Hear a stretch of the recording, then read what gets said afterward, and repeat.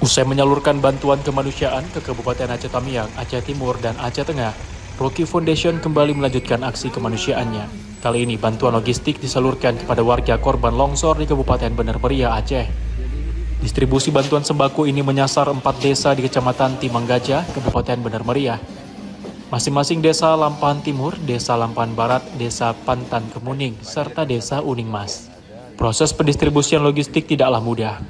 Rocky Foundation bersama para relawan harus menempuh jalur ekstrim dengan waktu tempuh berhari-hari. Kondisi hujan deras, jalan terjal, dan medan yang curam menjadi tantangan utama dalam upaya menjangkau wilayah terdampak longsor tersebut. Meski menghadapi berbagai keterbatasan, rombongan relawan tetap berupaya memastikan bantuan kemanusiaan dapat tiba dan diterima oleh warga yang membutuhkan. Bantuan logistik berupa sembako kemudian diserahkan ke posko-posko penanggulangan bencana yang berada di masing-masing desa.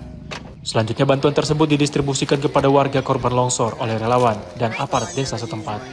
Bantuan yang disalurkan berupa kelambu, selimut, makanan siap saji, serta ikan segar. Sebanyak 4 kendaraan berisi logistik terus berjalan di sepanjang Kabupaten Bener Meriah.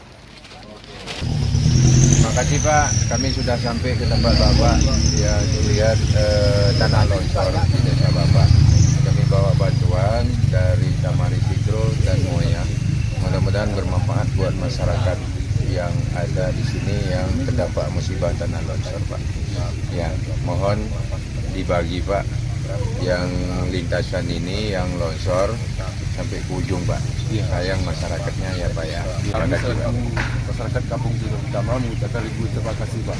Kami tidak dapat membalas jerih payah Bapak, kami hanya bersujud kepada Allah Subhanahu Wa Taala. Semoga Bapak sehat selalu, mudah rezeki panjang umurnya Pak ya. Amin ya. Rocky Foundation berharap bantuan yang disalurkan ini dapat meringankan beban masyarakat serta menjadi penyemangat bagi warga untuk bangkit dan pulih dari dampak bencana longsor yang melanda wilayah Bener Meriah.